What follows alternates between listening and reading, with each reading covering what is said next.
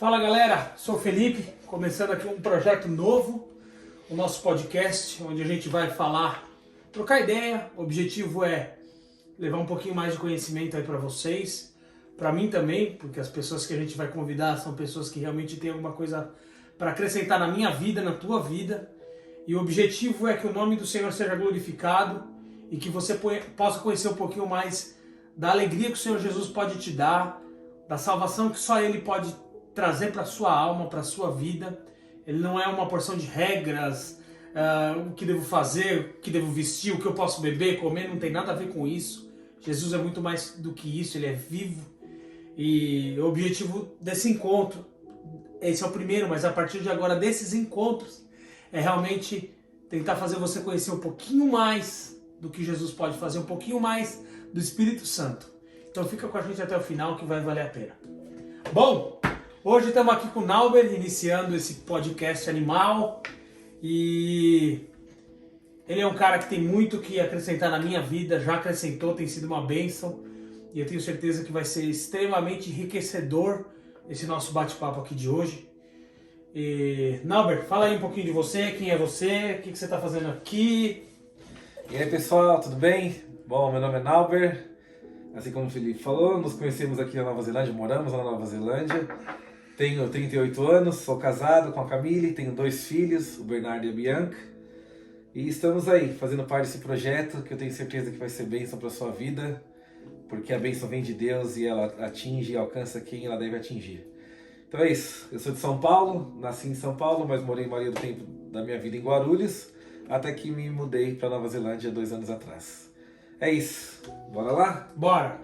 Nauberzão, quanto tempo você tem de caminhada com Jesus aí?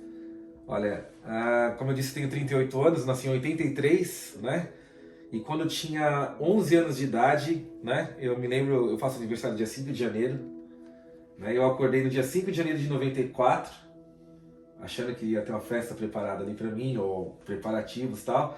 Acordei, tava só eu e meu irmão mais novo em casa, minha mãe não tava, meu pai não estava.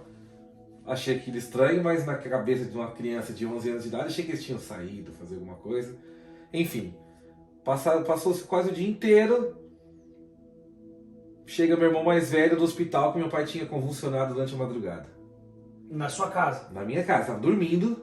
Meu pai nunca saudável, sempre saudável, nunca teve nada. Teve uma convulsão no meio da madrugada, no dia 5 de janeiro, que é o meu aniversário. E resumindo a história, foi descoberto que meu pai tinha um câncer no cérebro. E isso foi no dia 5 de janeiro de 94. Meu pai faleceu no dia 2 de maio de 95. Ele lutou 1 ano e 3, 4 meses aí com o câncer, né? E infelizmente não venceu a luta contra essa doença. Mas, o que isso tem a ver com a sua pergunta? Tem a ver que foi nesse período que eu encontrei Jesus. Com 11 anos de idade. 11 anos de idade? 11 anos de idade. Nossa, acho que eu era retardado. Com 11 anos de idade, eu nem parava para pensar em Jesus. Eu também não, na verdade, né? Eu acho que essa que é o legal da questão da criança, né? Meu pai estava doente. Aí tinha uma amiga minha, a Aline, oi Aline, que morava na rua onde eu morava. E ela ia numa igreja perto de casa. E ela me convidou para ir, vamos, pra gente orar pelo seu pai e tal. E qual que era a intenção da criança Nauber com 11 anos? Ir para a igreja, orar, para que Deus ouvisse e ele fosse curado. Claro, não tinha nenhum outro objetivo, não tinha nem qualquer maturidade de discernimento de nada. Mas comecei a ir à igreja com esse intuito, né? E um ano se passou, como disse, 1 ano e 4 meses, meu pai veio a falecer. Só que o Nauber, quando meu pai veio a falecer, que eu já tinha 12 quando meu pai faleceu, já era outro Nauber. Já tinha, mesmo de uma forma rudimentar, já tinha conhecido a Jesus. Já tinha entendido quem era Jesus, né? E a morte do meu pai poderia ter sido um baque para mim e falar, tá vendo? Passei um ano e 3 meses me dedicando aqui e nada aconteceu, né? Mas isso não aconteceu comigo porque eu entendi desde pequeno que a vida com Deus, o relacionamento com Deus, não é um relacionamento de barganha onde eu invisto um pouquinho do meu tempo. Ou seja, você foi para a igreja, né? Foi buscar Deus, buscar Jesus, em busca de uma cura para o teu pai. Exatamente. Essa cura não aconteceu. Não. mas nem por isso você desacreditou do que Jesus era capaz, ou de que ele fosse capaz de salvar teu pai, não salvou por algum propósito, mas em momento nenhum você pensou em tipo assim, eu fui pra igreja pra ver se Deus salvava meu pai. Ele nem é tão bom assim, não salvou, eu vou curtir minha vida. Por incrível que pareça, eu não pensei. Eu não pensei porque, como eu disse, já entendia quem era Jesus, né? E eu nunca vou esquecer de um pastor que tinha nessa igreja que eu frequentei, pastor Mário, um japonês mesmo, veio para o Brasil e ele era um pastor já praticamente aposentado e uma vez ele falou numa situação lá que essa frase me marcou: o Senhor Deus deu, o Senhor Deus tirou, bendito seja o nome do Senhor. Nunca esqueci. Que é uma fala de Jó, né? Exatamente, né? E eu nunca mais esqueci. Cara, isso é muito louco, porque hoje em dia, pelo que a gente pode perceber, é que a geração dessa galera, dessa molecada que tá aí, não sabe perder. Exatamente. Quando você fala não para uma criança num joguinho, num videogame, ou não para um celular novo e tal, uma criança de 11 anos já fica revoltada e tal. E você perdeu o pai, só que já tinha conhecido Cristo.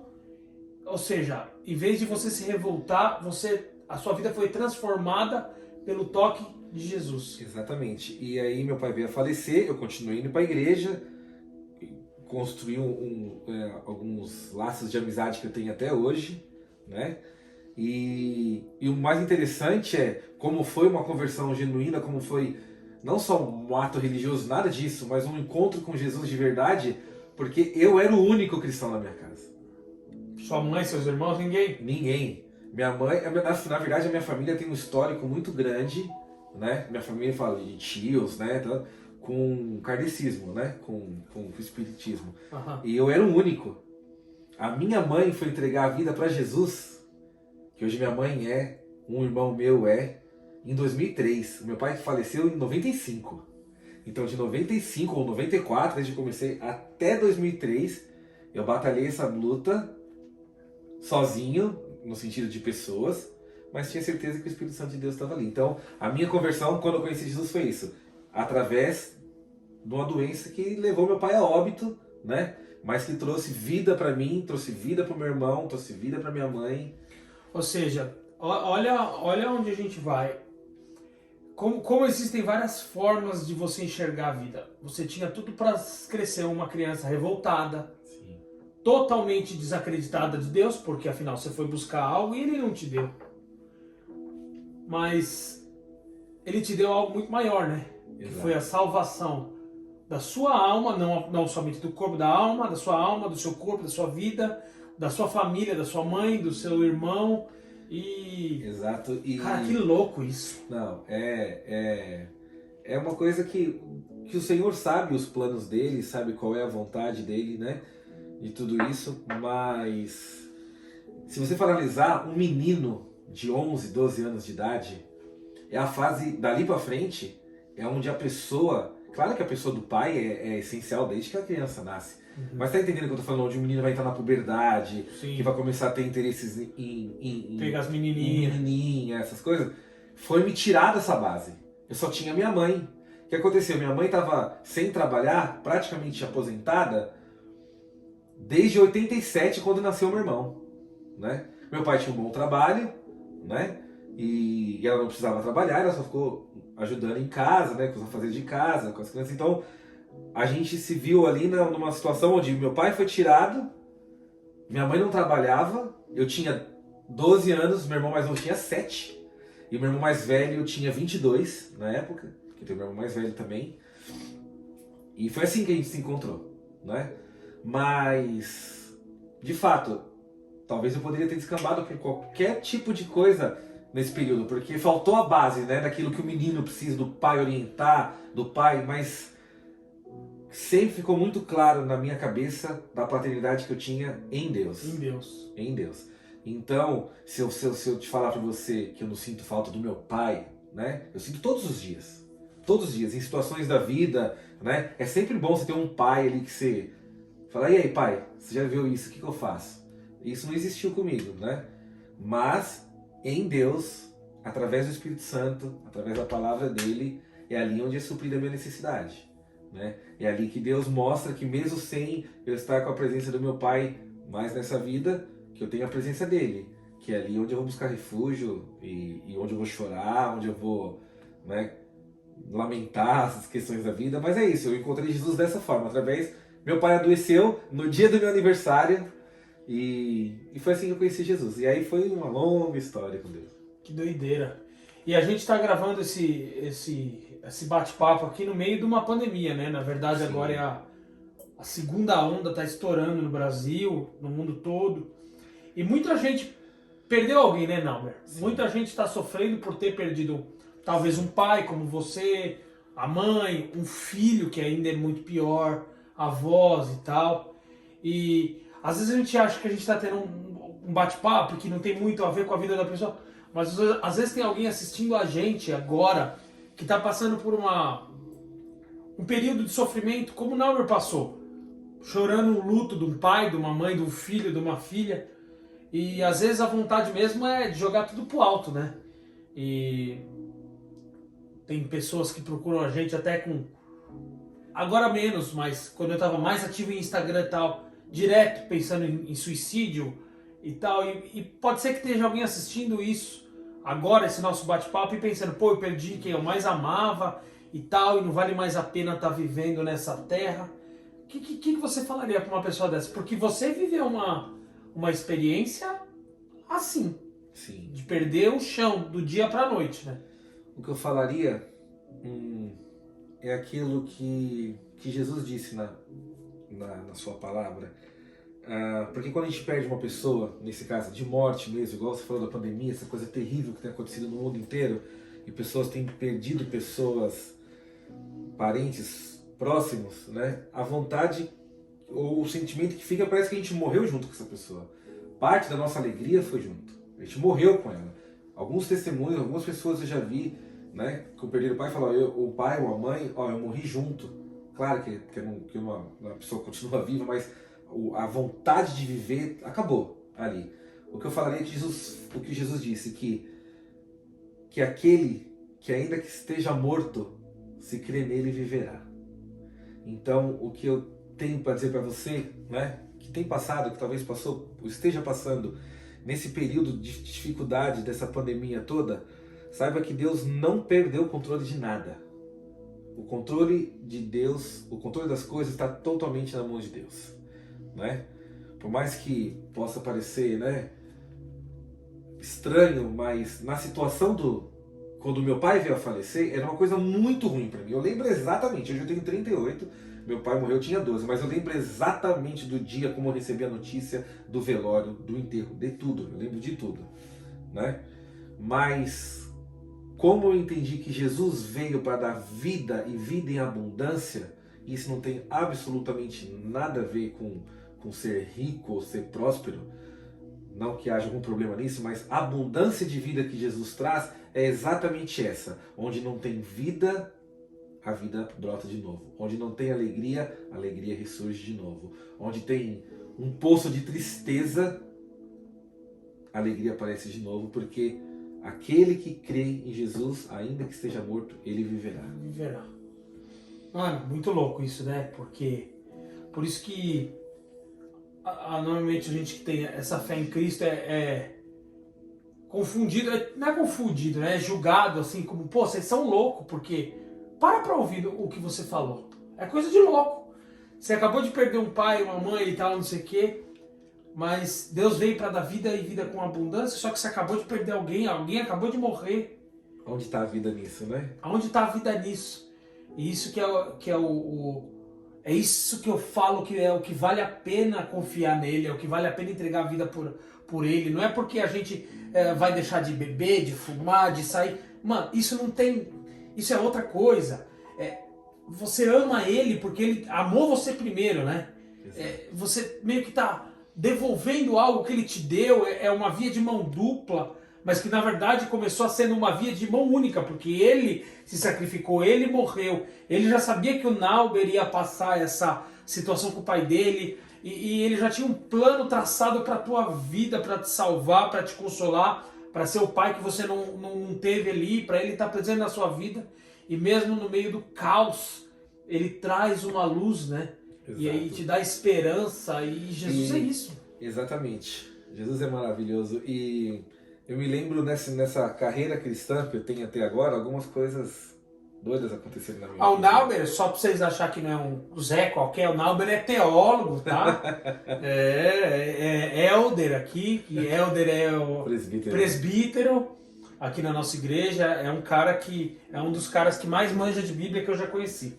Só para vocês terem noção de como que tá o negócio, tá chique aqui. Voltando a falar o que eu estava falando. Nós tira na bola do convidado, né? Pois é. Você falou como eu disse, eu era o único lá em casa, né? E com 12, 13, 14 anos, né? Você vendo aquele monte de coisa, né? De mesmo momento que você está se envolvendo com Deus, tendo experiências com Deus, você tem 14, 15 anos, aquela fase onde você desperta, né? Com menina, essas coisas todas, né? Deus permitiu que acontecesse umas coisas meio doidas na minha vida para que esse testemunho que acontecesse na minha vida pudesse ter encontro na minha casa, com os meus irmãos, com a minha mãe.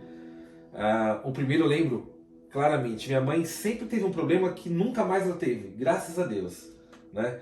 Ela tinha um problema de que de vez em quando as juntas dela inchavam, mas inchava de inchar. O joelho, eu lembro, o joelho da minha mãe inchava e ficava pegando fogo, ela não conseguia andar. E eu já estava com Jesus já nessa época, né? Quando isso aconteceu. E eu sempre ouvindo e lendo que Jesus curava, que os apóstolos colocavam a mão nas pessoas, as pessoas eram curadas, tal. E teve um dia minha mãe estava ruim na cama, com o joelho muito ruim. Se ela tiver isso, ela vai lembrar. Te amo, hein, mãe? Ela estava com o joelho ruim e eu falei para ela, eu entrei na sala, ela sempre tomava o remédio, melhorava, mas aquela vez estava ruim. Eu falei, mãe, vamos orar por esse joelho? Aí ela falou assim, vamos. Aí eu falei assim, você crê que Jesus pode colocar a mão agora em você e você ser curada? Ela falou, eu creio. Quando minha mãe falou, eu creio, olha que eu era novo, eu lembro, hein? Ali já abriu, o caminho estava aberto para o Espírito Santo vir fazer. Porque Jesus sempre que ele curava, o que ele falava? A tua fé te curou. A tua fé te curou. Claro que a cura foi estabelecida, foi executada por Jesus, mas porque aquela pessoa cria. Aquela pessoa cria que ele podia fazer isso. Quando minha mãe falou, eu creio, eu falei, é agora. Eu botei a mão no joelho dela, falei, mãe, vamos orar. E eu orei, falei, Senhor, está aqui minha mãe, a tua palavra diz que o Senhor é um Deus de cura também, né? Eu te peço, em nome de Jesus, que o Senhor coloque a mão no joelho da minha mãe agora, e que ela possa experimentar a cura que só vem de ti. E que ela possa se restabelecer, que ela possa andar e que ela não sinta mais essa dor. Eu oro, agradeço pela cura, em nome de Jesus. Acabou. Curou, brother, curou. Em meia hora, a minha mãe estava andando, normal. Ela ficou assim, a minha avó era uma figura, cara. Ela era uma figura, ela era muito engraçada. E ela já tinha seus 70 anos, já era uma senhora cheia de dor. E eu tenho 38 anos, sinto dor no ombro, nas costas. Imagina minha avó com 70. Aí ela viu, ela tava lá, ela viu, ela falou, ora por mim também. Sério? Ora por mim também. Eu falei, claro que ora, né? Mas ela falou meio no tom de brincadeira, mas o milagre estava estabelecido ali. E como eu falei, isso deve fazer o quê? Uns 20 anos, pelo menos. A minha avó faleceu em 2006. Já faz 14, vai fazer 15 anos que ela faleceu. Então isso já faz muito tempo. E o milagre foi estabelecido. Foi a primeira vez que Deus permitiu que acontecesse alguma coisa que minha mãe visse que eu não estava virando um Zé Mané bitolado de igreja, né? Uhum. E uma segunda situação foi, eu sempre cortei cabelo com o mesmo cara, o Gilson. Até eu vim embora aqui da Nova Zelândia, quando eu tinha bastante cabelo, ele cortava, e quando eu fiquei com pouco cabelo, ele continuou cortando. Tava no salão esperando a minha vez, eu trabalhava num hotel, ou era num banco, você trabalhava em São Paulo, eu chegava em casa muito tarde. E ele sempre fechava o salão tarde, porque tinha uns clientes igual a mim. Então eu ia cortar cabelo com ele umas 9 horas da noite, cara. Coisa doida. Lá na Avenida Faria Lima, em Guarulhos. Aí eu lembro que ele tava cortando o cabelo de uma pessoa, tinha outro cara cortando de outra pessoa, e eu era o último. Tô lá esperando, assistindo TV, tinha uma TVzinha esperando a minha vez, entra dois caras dentro do salão. com a arma em punho. Entraram pra assaltar. Pra assaltar. Também era 9h15 da noite, umas 9h15, 9h30 da noite. Aí, é um assalto, passa o dinheiro. Aí o cliente que tava cortando já tirou o dinheiro do bolso. O Gilson, que era cabeleireiro, também tirou. Outro rapaz deu. E eu tinha naquela época, o corte custava R$10. Eu tinha R$10 no bolso. Não tinha mais nada. Eu peguei o rapaz com a arma na mão, assim, vai, passa o dinheiro. Aí eu entreguei o dinheiro na mão dele. O rapaz estava junto com ele, saiu primeiro. E ele foi sair na sequência. Na hora que eu entreguei o dinheiro, e que antes de ir embora, o Senhor tocou no meu coração na hora. Fala pra ele do meu amor. Aí eu, frações de segundo, qual foi a atitude? Obedecer. Na hora que ele virou as costas, ele falou assim, eu falei assim pra ele: Deus te abençoe, Jesus te ama. Ele virou com a arma na mão, virou pra mim. Naquela hora, pensei, entendi, Senhor, você queria me recolher, queria me ver junto contigo, né? Tá bom, obedeci. Ele virou assim pra mim, eu não sei o nome dele, hoje se eu ver ele na rua não vou reconhecer, mas eu não sei o que aconteceu com ele. Ele virou pra mim e falou assim: aí, mano, você é crente? Você é cristão? Eu falei: eu sou. Ele falou assim: toma aí teu dinheiro. Devolveu. Ele falou assim: eu sou desviado, ora por mim. Sério? Por Deus. Oi, arrepiou, mano. Eu sou desviado, ora por mim. Eu falei: eu vou orar. Eu não perguntei o nome dele porque, na verdade, na situação, uma situação de assalto. A polícia podia aparecer e tal. Foi um diálogo muito rápido, mas nesses segundos que a gente teve de oportunidade, eu falei pra ele que Deus abençoasse a vida dele, que Jesus amava dele. Ele virou pra mim e falou que estava desviado dos caminhos do Senhor, me devolveu os R$10 e eu falei pra ele que era pra ele. E eu orei por ele. Eu não sei o que aconteceu com ele, eu também tô todo arrepiado. Muito louco, né? Eu não sei o que aconteceu com ele. Eu não sei o nome dele, mas o Senhor conhece ele pelo nome. E o Senhor sabe o porquê que ele mandou ele naquele dia cortar o cabelo comigo lá. Com o Gilson, eu estaria lá. Não porque eu sou qualquer coisa, mas a gente é instrumento na mão de Deus. Se você coloca na situação em que Deus manda você fazer, você faz. Ele faz, ele transforma. Deus faz do impossível, faz morte virar vida, tristeza virar alegria e perdição virar salvação. Nossa, que louco, né? E a situação ficou engraçada porque ele foi embora. Aí chegou a minha vez, eu era o único do salão que tinha dinheiro pra pagar. Foi. Aí eu falei assim, eu tô de brincadeira, eu falei: eu não conheço ele. Porque as pessoas desconfiam, né? Sim. Mas todo mundo ali ficou assim, uau. Ou seja, você não só... Aliás, Deus ali não só tocou na vida do cara, do assaltante, mas o Gilson. O Gilson, eu chamo ele de Gilson. Então, o Gilson, a galera que tava ali esperando, todo eu mundo. não sei quem são, também não sei quem são. Mas a sementinha foi plantada. Exatamente. E eu dei esse testemunho na igreja na época. Desculpa. E tinha uma irmã, tem uma irmã chamada Márcia, né? E ela tinha passado por uma situação de assalto num ônibus. Ela não foi ela assaltada, o ônibus inteiro foi assaltado. Mais de uma vez. E ela começou a desenvolver pânico por causa da situação. Tinha medo de pegar ônibus, tinha medo de ser assaltada a todo momento. E eu dei esse testemunho na igreja, acabou o culto, ela veio falar comigo. O Senhor falou comigo através do seu testemunho. E o medo que tinha no meu coração se foi. Glória a Deus. Glória a Deus. E é aí que eu falo que o Senhor, como eu disse agora há pouco, que Ele tem um controle de tudo nas mãos. Não é como você falou, a semente foi plantada no coração do Gilson, daqueles que estavam ali, do rapaz que me assaltou, da Márcia que estava enfrentando um problema de medo, de pânico por causa de uma situação que era real, mas tão real quanto era o medo dela, é o poder libertador de Jesus.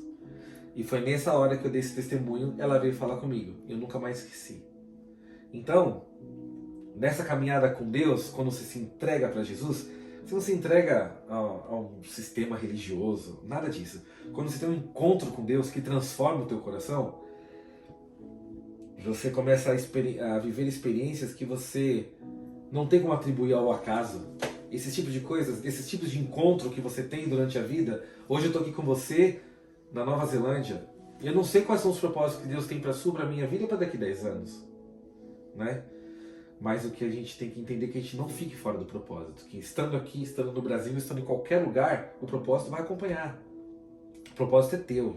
Mano, eu acho legal falar sobre propósito, que é um assunto que bastante gente fala. Como é que a gente entende o propósito de Deus para nossa vida? Porque muita gente fala, você tem que estar vivendo a vontade de Deus. Eu preciso ver se é a vontade de Deus, mas isso é muito subjetivo. É muito subjetivo. Porque, preciso ver se é a vontade de Deus me casar, é a vontade... Na real, a vontade de Deus está explícita aqui. Agora, o que a gente liga na terra é ligado no céu. A gente tem a nossa vontade, a gente faz os nossos planos também, e tem a vontade permissiva de Deus, e tem a vontade soberana. Isso. Então, para quem está assistindo e está ouvindo a gente falar, o cara quer se tornar um pastor um dia, um missionário, ou sei lá, quer abrir uma empresa, não está entendendo, qual que é a dica que você daria para a pessoa entender, tipo assim, qual que é o meu propósito, qual que é o propósito de vida, para quem está perdido, meio sem foco? Propósito de vida, tratando-se de cristão, independente do que ele faça na vida, que seja um trabalhador de uma fábrica até um executivo de alto escalão, né? O propósito do cristão de vida dele é proclamar as boas novas de Jesus. Ponto. Que é o que você falou que está aqui. E para isso não precisa ser pastor, bispo, exatamente, presbítero. Claro que Deus, padre. a Bíblia deixa muito clara que Deus distribuiu dons e talentos e chamados para pessoas para a edificação dessa igreja. Sim. Que essa igreja não é uma denominação. Que essa igreja não é uma organização. É um organismo vivo onde pessoas como eu e você somos a igreja, né? Às vezes muitas pessoas confundem, eu não vou para a igreja porque eu já sou a igreja. Não, você não é a igreja. A igreja se estabelece quando eu e você estamos juntos. Na comunhão que é estabelecida a igreja. O corpo de Cristo não é feito só de dedinho. Ele é feito de dedinho, da mão, do cabelo, do olho, da orelha, né? Então o propósito de vida de cada um é esse, proclamar. E aí Deus tem um chamado específico para cada um. Nem todo mundo Deus vai chamar para ser pastor. Nem para todo mundo Deus vai chamar para ser evangelista. Ou para ser um executivo. Mas o chamado é único.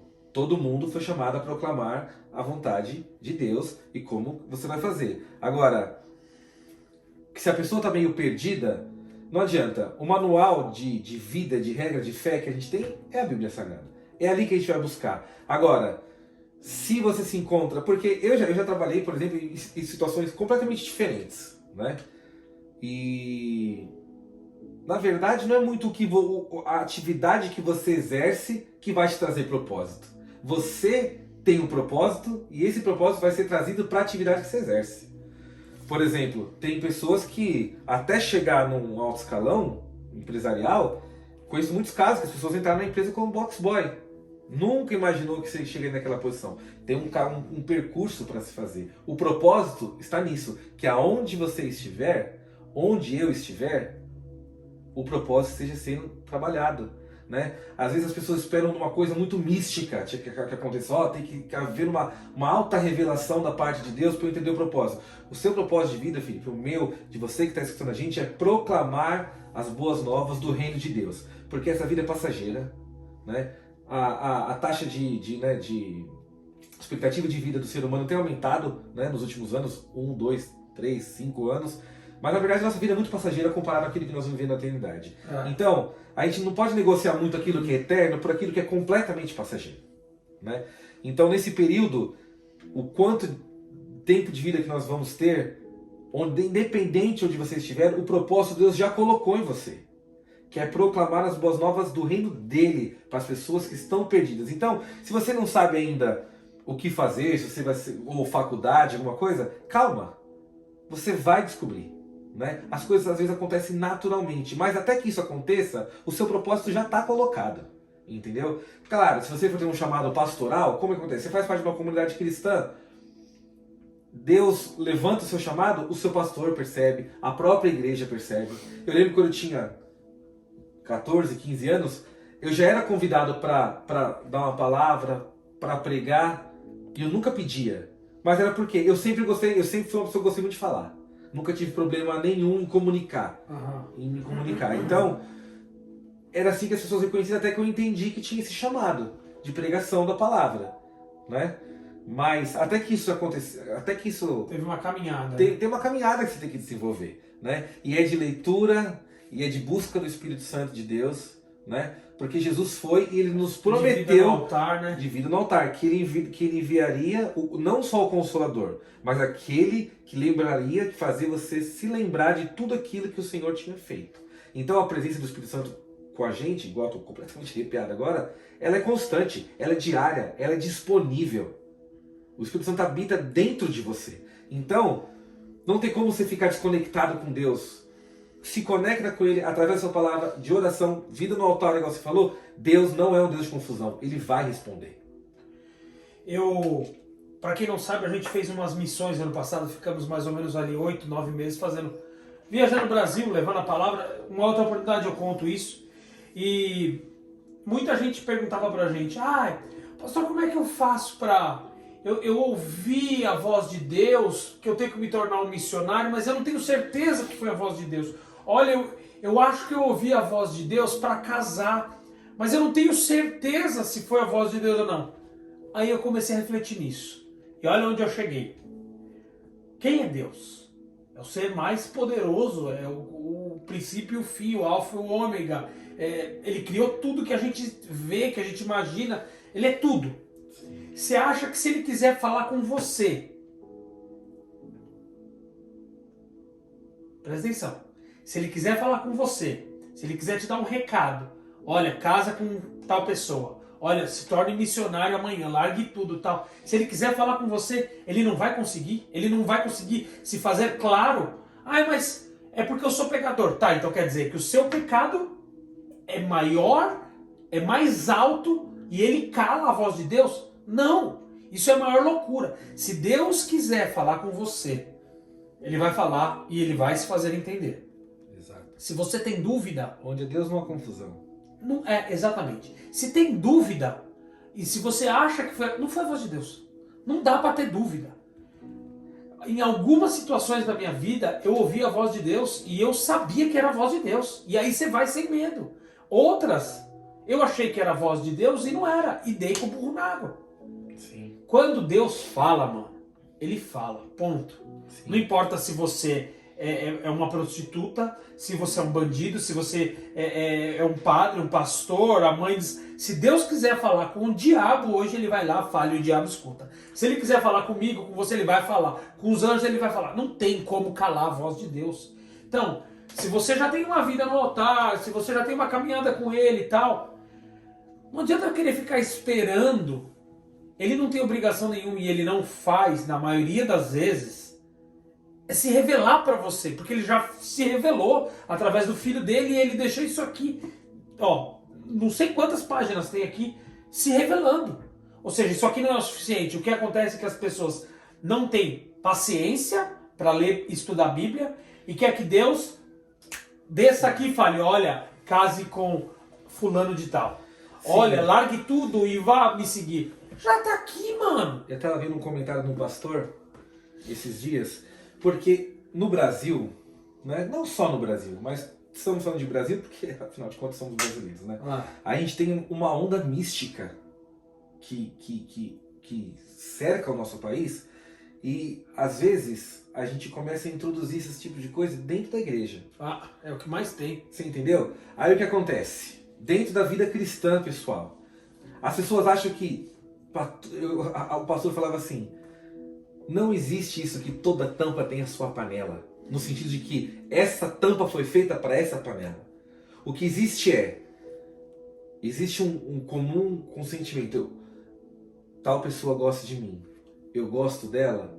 O casamento, ele parte daí, entendeu? Eu me fazer disponível para te fazer feliz e você se fazer disponível para me fazer feliz. Não casar para eu ser feliz, eu caso, né? No intuito de que eu faça a outra pessoa feliz, que eu seja bênção na vida dela, que ela seja bênção na minha vida, e é assim que se constrói o casamento. O casamento é igual ao relacionamento com Deus.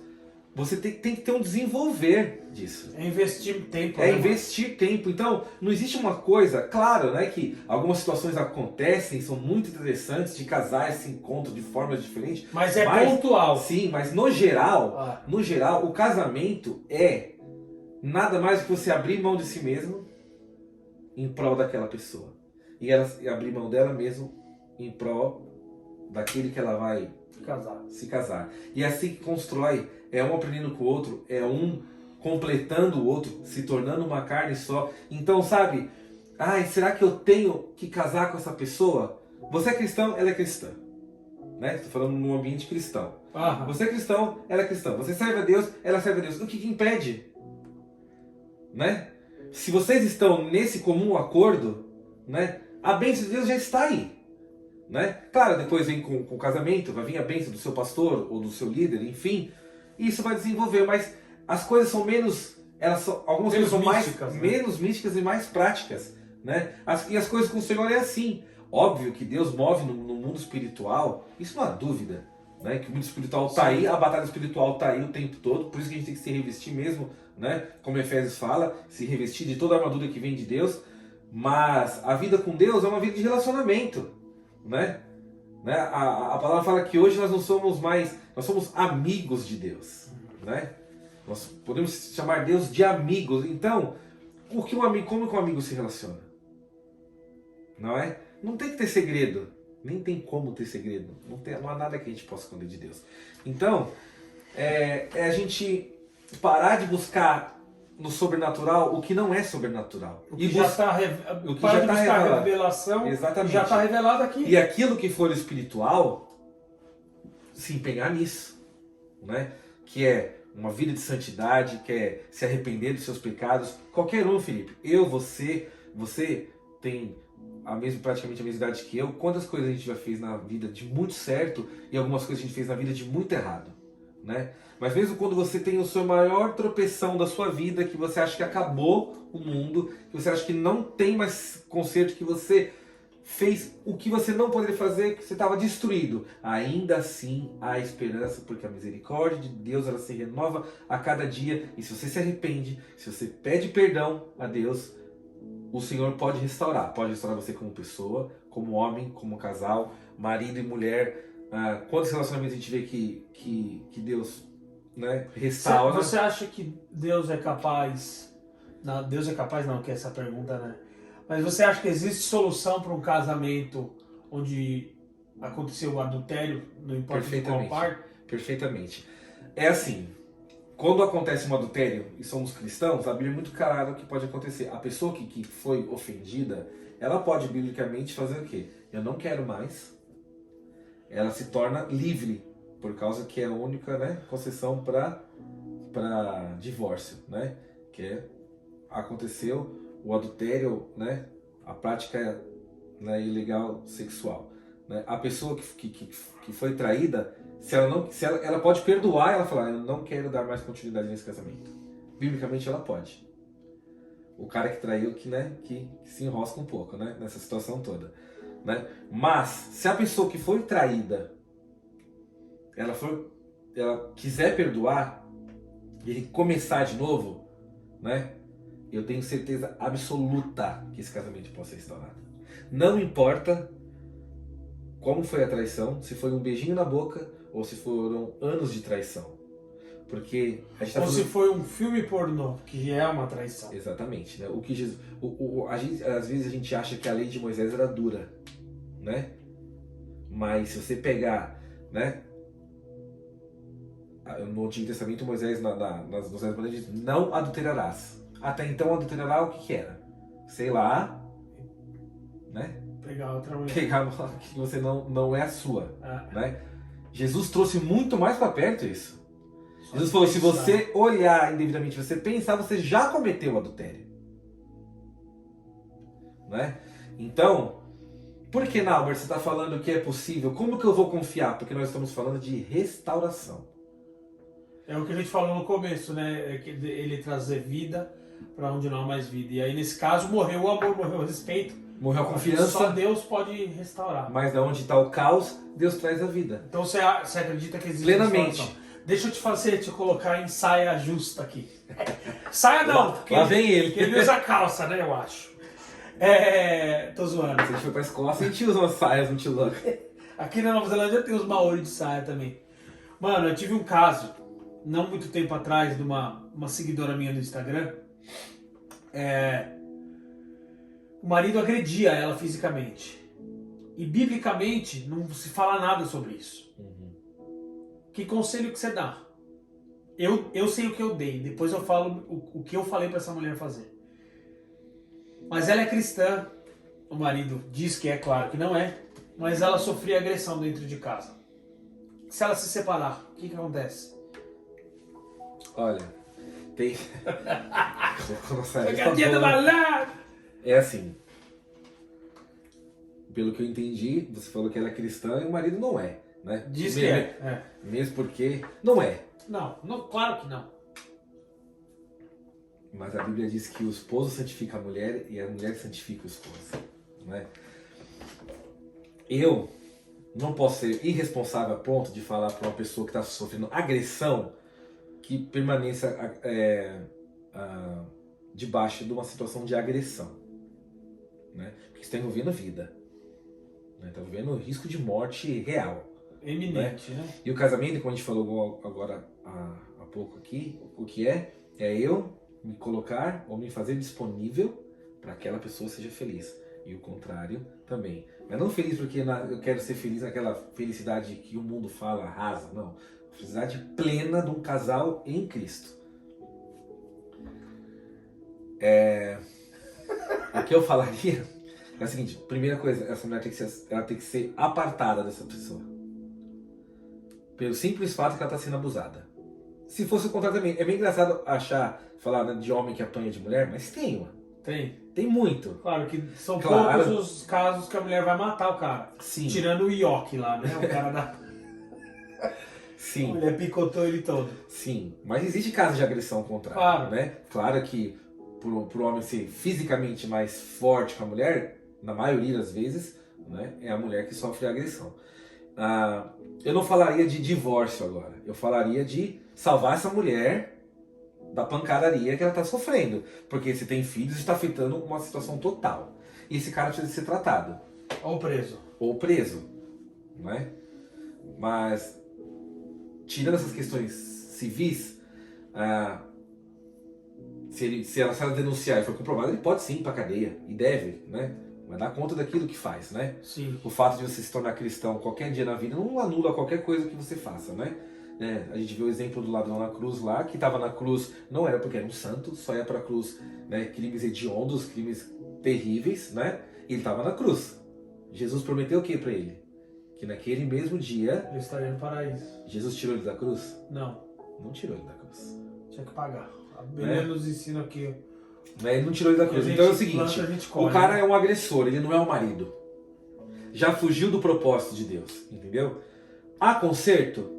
Para mim há conserto para qualquer tipo de situação. Porque quem conserta é aquele que fez, é o Criador. Então há conserto para esse casamento? Se houver uma transformação genuína desse cidadão que está agredindo ela. Se não houver uma mudança, a situação de agressão não vai mudar. Porque uma situação extrema dessa, só há mudança quando a pessoa nasce de novo, entendeu? Nesse caso, né, a Bíblia não diz de fato da questão da agressão física, do cara bater na mulher, né? Mas a gente preza pela vida, né? Se a vida daquela pessoa está em risco, a gente vai poupá-la, né? Porque afinal de contas, não é ela que está pedindo, me bate, me dá um soco na cara. Não. Ela está dando mãozada, rostada na mão do olhada cara. no mão dele. Então tem que separar essa situação, né? E aí não está nem mais falando de divórcio, porque quando a gente fala de divórcio, que Deus é contra o divórcio, não é somente você lá ir no cartório e você se divorciar daquela pessoa que você casou. É quando há aquela ruptura do propósito de Deus para aquele casal. Então a separação já está estabelecida. Aquilo não é nem um casal mais. Exato.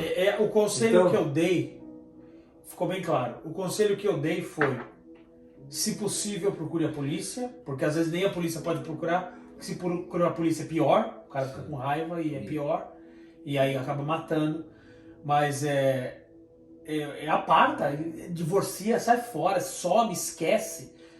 Mas isso é religião, gente. Deus é pai. Que é isso? Você acha que ele quer ver uma filha dele? Ele deu o filho dele pra morrer por nós. Você acha que ele quer ver uma filha apanhando de um cara dentro de casa? Isso aí não tem que nem ser discutido. Você não tem que perguntar pro teu pastor. Sai fora. E se a igreja não aceitar o seu divórcio, É porque essa igreja não presta. É porque esse pastor é louco. Sai fora dessa porcaria dessa igreja. Porque é outro lugar que vai te levar pro inferno. Porque um cara que não permite, porque existem. Eu conheço igrejas que, se a mulher se separa, se não for só por adultério, ela não pode mais subir no altar, ela não pode mais cantar o louvor. Isso não é igreja, cara. Isso é lugar de gente louca. Você tem que sair fora. Entendeu? Você tem que buscar auxílio. Pessoas que te amem, que cuidem de você. E qualquer tipo de agressão. Claro, a agressão física é a pior, mas não é, o cara não acorda um agressor físico. Não. Ele começa xingando, ele começa batendo na parede. Então, vem aí também a sabedoria. Se você já no namoro tem alguns sinais e tal, para de achar que paixãozinha vai sustentar teu casamento.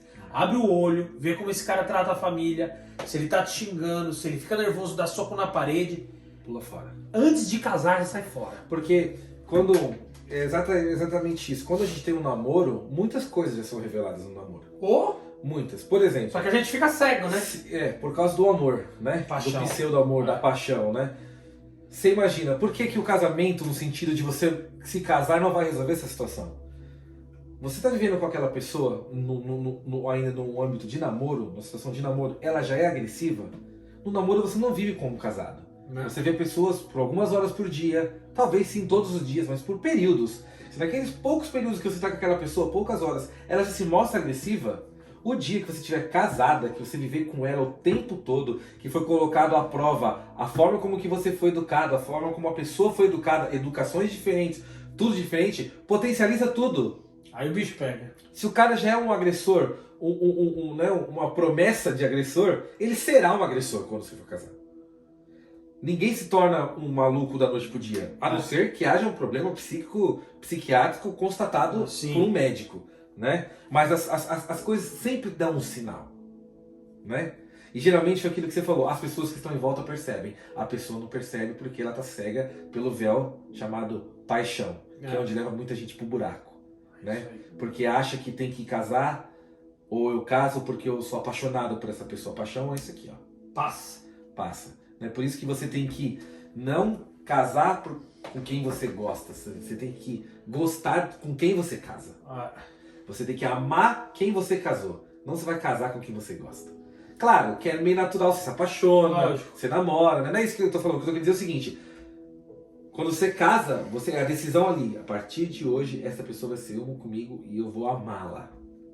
Que é aí que você consegue superar tudo isso que eu falei, essa dificuldade de educações diferentes, de temperamento diferente, mas não existe agressor ou agressora que não dê o seu sinal meio de doido durante o seu relacionamento. Conselhozinho aí, pula fora. Tá namorando com uma pessoa, com um cara que é agressor, capa o gato, pula fora, ele não é o único homem que existe no mundo,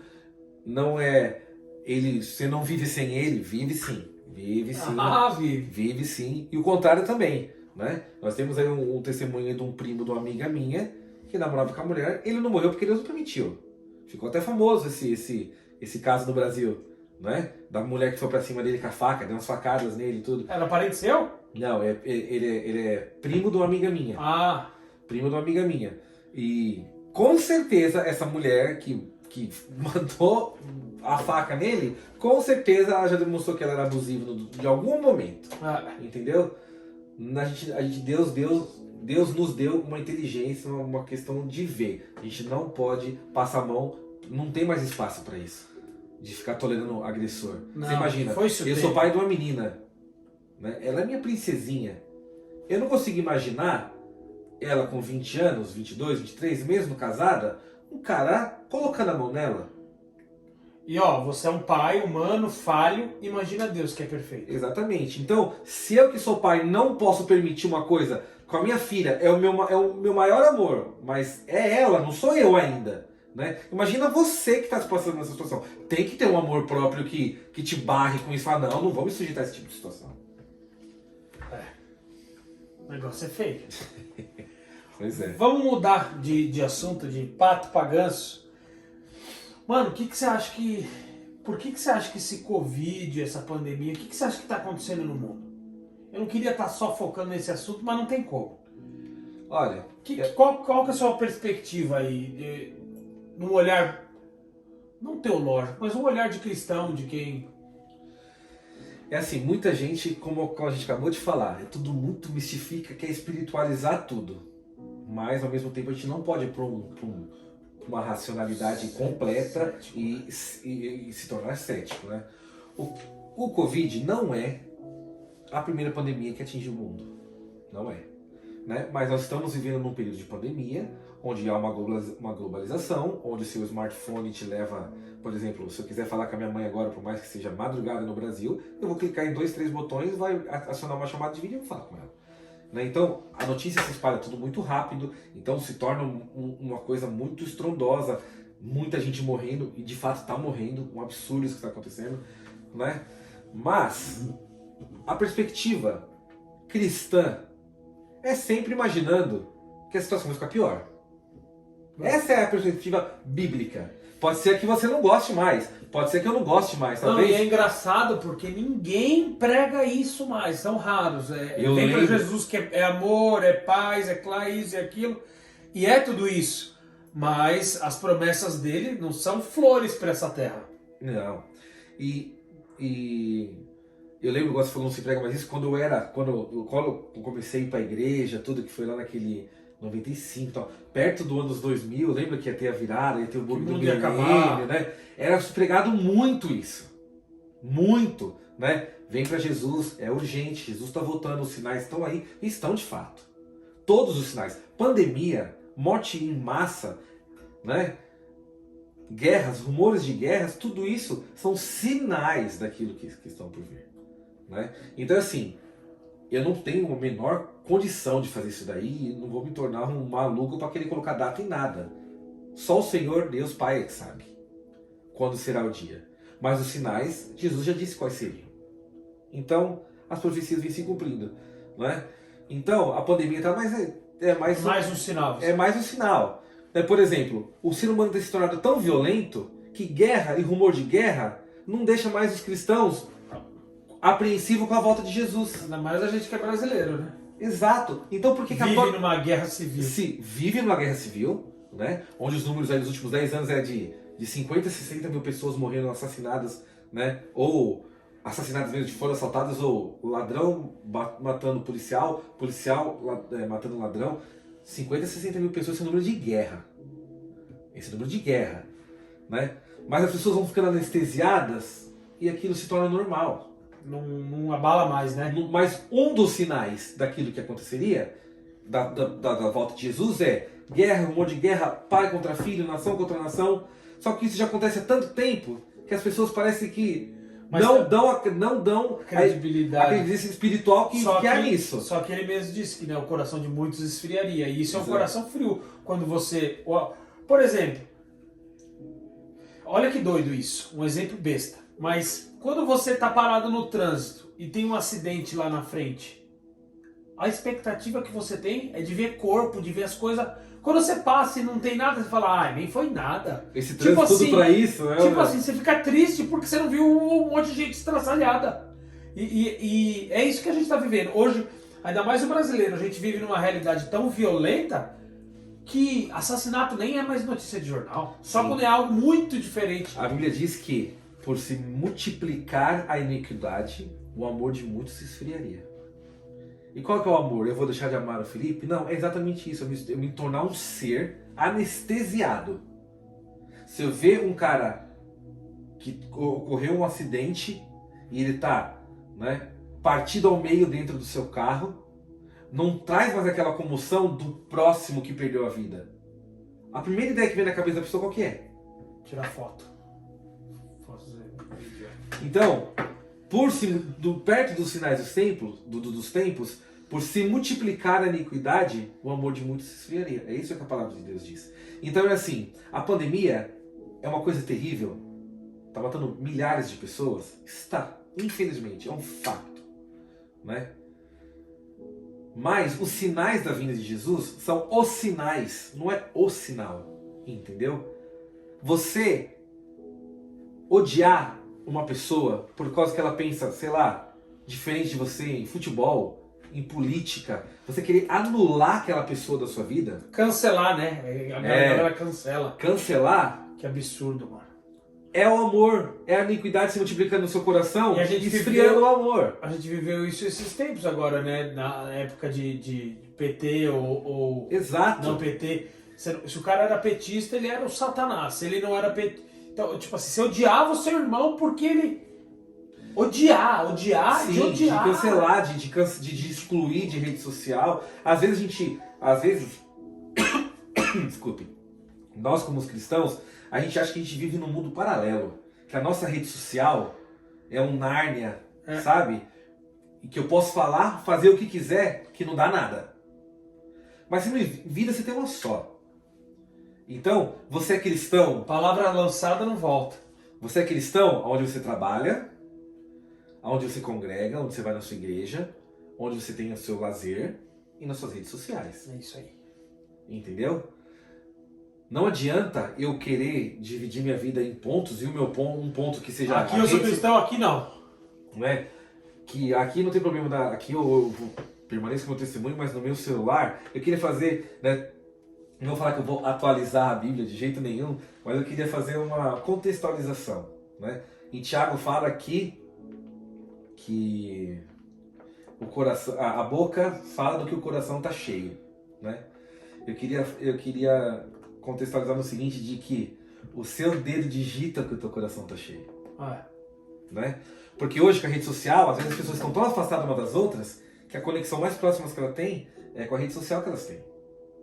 Então, eu fiz faz um tempo... O seu celular, a tua rede social fala do que o teu coração está cheio. Então, você não tem como, não existe um mundo paralelo. A sua rede social não é um mundo paralelo. Se você está dando um mau testemunho lá, não é porque você está escorregando lá, é porque você está vivendo um mau testemunho. Esses dias a gente ministrou sobre, eu não lembro qual passagem que era, que Jesus fala sobre os frutos, que você conhece o fruto, a árvore pelo fruto, e aí depois ele fala que a boca fala do coração está cheio e tal, não tem como a árvore boa dar frutos maus, nem vice-versa. Então é o fruto que você está dando. Eu fiz uma brincadeira esses dias e serve para os dois lados, para a esquerda ou para a direita. Se você odeia o Bolsonaro, não gosta do jeito que ele... Enfim, ou se você também não gosta, odeia o Lula, e se você encontrasse com um dos dois na rua, o que você faria? Fiz essa pergunta. E aí você imagina, né? Eu ia dar uma paulada, o outro não sei o que, não sei o que. Aí beleza, cada um deu a sua opinião. E aí depois eu falei, bom, ser cristão é ser mini-cristos, é ser imitadores de Jesus. O que Jesus faria? O que ele fazia na época dele? Ele chamava esse cara, ele não tinha casa, então ele ia pra casa do cara, ele sentava com ele na mesa, ele almoçava, jantava, ele passava o dia na casa de um cara desse sendo corrupto, assassino, adúltero. Ele ia e ele passava tempo com o cara. E o que os fariseus faziam? Esse aí é o teu mestre que come com publicano e anda com prostituto e leproso? E hoje, a gente não faz mais isso. Hoje, eu tenho certeza que se nós fôssemos pastores de uma igreja e um de nós fosse visto almoçando na casa do Lula, o que o povo não ia falar? É errado. É errado. A gente tem que tomar muito cuidado porque o ser humano, desde a queda, desde que o ser humano se tornou a raça que é caída, corruptível, o nosso ego busca o tempo todo criar um Deus. A base da idolatria toda tá no coração caído, egocêntrico do ser humano. Então é assim, se meu coração não está cheio de Jesus, se Jesus não está no centro do meu coração, facinho eu levanto o ídolo. Facinho. E aí agora se de política, eu entronizo um lado como aquele alvo, aquele cara, e ele se torna meu Deus. O outro lado, por outro lado que vê para a direita, se levanta uma pessoa que você tem alguma identificação com ela, loguinho se torna Deus. Não, você está falando bobagem, nunca vou me colocar, me prostrar. Isso não, a idolatria não é só isso. Idolatria é quando você vê para um lado ou para o outro coisas horrorosas acontecendo e você fecha o olho. Por quê? Porque aquele ídolo satisfaz aquilo que eu penso. Então, na verdade, o cerne da idolatria é assim: eu escolho esse ídolo porque ele pensa como eu penso.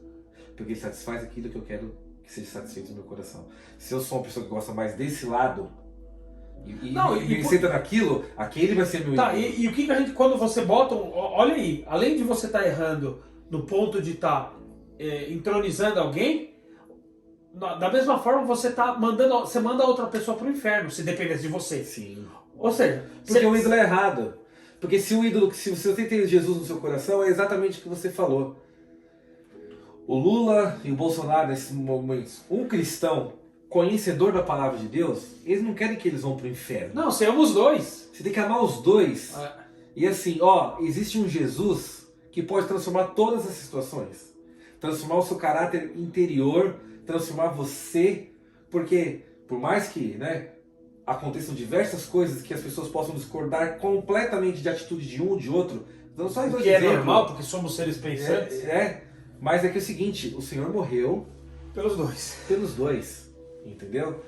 Então assim, a gente tem que vigiar muito pra gente não construir um ídolo. Porque quando a gente entroniza um, a gente destroniza o outro. A palavra de Deus diz que é impossível você servir a dois deuses. Ou você vai satisfazer a um e vai chatear outro, ou vice-versa. Então é assim, não pode ter espaço no nosso coração maior do que o espaço de Jesus. Claro que você é uma pessoa que pensa, claro que você pode emitir sua opinião, claro que você pode ser um cidadão, que você possa dizer, não concordo com isso, não acho que isso é bacana, mas o amor, até por aquele que está na cruz, porque muito provavelmente fez coisas horríveis, ainda há promessa de naquele mesmo dia estar com ele no paraíso. Às vezes a gente gosta de receber da graça de Deus, mas não gosta de passar para frente a misericórdia de Deus. É onde vem, Jesus ele foi feliz em todo momento, mas é o que a gente tem vivido na igreja hoje, é o grande mandamento, é amar o Senhor acima de todas as coisas e o seu próximo como a ti mesmo. Se a gente estiver praticando isso, todo o restante segue o mesmo ritmo, o mesmo alvo. E a gente tem que parar de ser aquele crente doido, que se diz louco por Jesus, e não consegue amar o irmãozinho da igreja porque o irmãozinho pensa diferente. O que a Bíblia diz, se você não consegue amar o teu irmão a quem você vê, como que você vai amar a Deus a quem você não vê? A gente tem que amar até nossos inimigos. E eu sei que isso é muito fácil de falar aqui, Sim. Mas é possível. Mas é isso. Por que a turma aí tá pregando um Jesus que não confronta, que não tira a gente da nossa área de conforto? E isso é uma mentira. É uma mentira. Jesus não veio trazer paz para ninguém. Ele veio trazer espada. É divisão, separação. Cara, o evangelho é morte. É vida. Mas primeiro é morte. É todo dia de manhã. Todo o dia de manhã. É você se matar. Como assim se matar? Cara, se matar para suas vontades, para os seus desejos. Matar aquela vontade que você tem de olhar para uma menina de saia. Matar a sua língua que está com vontade de falar mal do outro. É a ganância. E não venha falar que você se converteu, que você não vive mais isso, porque isso é outra mentira. Enquanto a gente estiver nessa terra, nós vamos estar vivendo numa constante batalha interna. Não é que é o diabo nos atacando o tempo todo. Ele também ataca. Mas eu acredito que o pior inimigo hoje do cristão somos nós mesmos. É a nossa mente, é o nosso pensamento, é o egocentrismo, é a vaidade, é o dinheiro, é a fama, é o poder. Então, o evangelho é isso, é todo dia você morrer para si mesmo e nascer de novo para Cristo. É todo dia. É o que Jesus falou, né? Aquele que não pegar não é que o evangelho é divisão, que ele vai dividir pessoas, não. Mas que ele vai separar essa situação. Tem que haver uma divisão naquilo que você era antes de Jesus e daquilo que você se torna depois de Jesus. Tem que haver essa mudança. E existe, tanto que Jesus falou, aquele que não pegar deixar pai, mãe, filho, filha, tal, não pegar a sua cruz e me seguir, não é digno de ser chamado de meu discípulo. Ou seja, seguir a Jesus é muito mais leve do que seguir o diabo, óbvio, porque o jugo é mais leve. Mas ainda assim existe o jugo. Ele não tirou o jugo. É suave e leve, mas ele está lá. É uma cruz.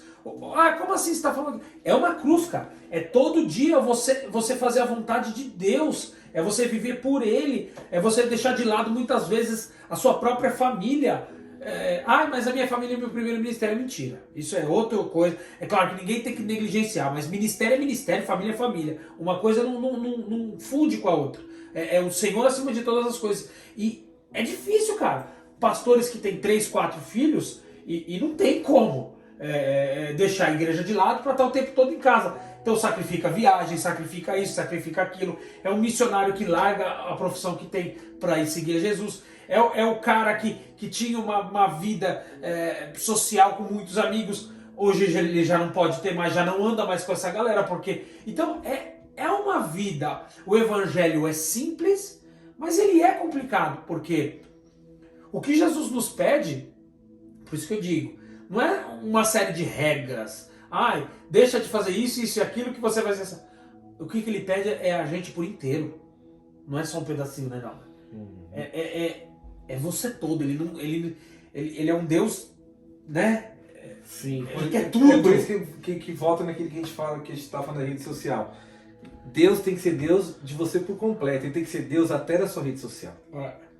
Né? Porque quantos casos eu vejo de pessoas, conhecidos meus, que estão completamente perdidos naquilo que postam, né? E cada vez criam mais barreiras. Mau testemunho. Sim, e mau testemunho cria barreira, né? Jesus foi duro numa palavra quando ele falou que ai daquele que for pedra de tropeço para um dos meus pequeninos. É melhor que faça o quê? Que amarre uma pedra no pescoço e que se jogue no mar. Jesus está incitando um suicídio? Não. Jesus está falando da seriedade que é a falta de testemunho. Então é assim... Ou ainda pior, o mau testemunho. O mau testemunho. Então, é assim, como cristão, a gente vai errar. Vai ter hora que a gente vai falar bobagem. Depois a gente vai pensar, nossa, por que eu falei aquilo? Né? Mas não é disso que a gente está falando. A gente está falando que mesmo que essa situação toda possa acontecer comigo, com você, qualquer dia, Deus tem o controle de tudo nas suas mãos. Ele te tem misericórdia da sua vida, permite que você falou uma bobagem, você se arrependa e você comece de novo, porque você está vivo. Enquanto você tem vida, tem sempre esperança. Estou falando lá no comecinho, né? Quanto a vida, a esperança. Não falou lá no comecinho que a vida plena na minha vida começou no desencadear de uma morte, né? Então é assim, para você que está escutando hoje essa palavra, que você possa deixar mesmo o Senhor ser o Deus do seu coração. Porque se Ele sendo o centro, você vai entender qual é a vontade dEle, você vai entender aquilo que a palavra dEle fala. Todas essas atitudes, elas vão começar a sair deste centro do seu coração, que é Jesus. Então, antes de você procurar um namoro, ou de você procurar um casamento, ou qualquer coisa que seja na sua vida, você vai colocar o crivo de Jesus na frente, você vai colocar o filtro de Jesus na frente, como Jesus faria. E é aí que você começa a tomar a decisão. Isso vai evitar de talvez você frustrações ter uma frustração, alguma coisa? Não, pode acontecer e vai acontecer, porque isso acontece na vida de todo mundo. Mas uma vez que você toma a decisão pautada naquilo que o Senhor tem para a sua e para a minha vida, para as nossas vidas, dá para evitar muita coisa, né? Evita-se muita coisa. É isso aí. Galera, vamos encerrar. Primeiro foi Prazerzaço. Foi top. Vou deixar a rede social do Nauber aí embaixo para você seguir ele lá. Quiser tirar alguma dúvida, Nauber pode chamar no inbox lá. É isso aí. Nauberzão é mestre em teologia aí. Então se você precisar de tirar dúvidas sobre a Bíblia, se Adão tinha umbigo, se não tinha, pode ir lá conversar com o Nauber. Galera, obrigado. A gente vai tentar fazer disso algo semanal. Então toda semana vai sair vídeo novo aí de podcast. E aí, mandem aí sugestões do que vocês querem, quais assuntos vocês querem que a gente aborde. E a gente vai trabalhando, tá bom? Um abração, fiquem com Deus, Deus abençoe. Deus abençoe, pessoal. Não se esqueça que Jesus é vida. Deus abençoe vocês. Valeu!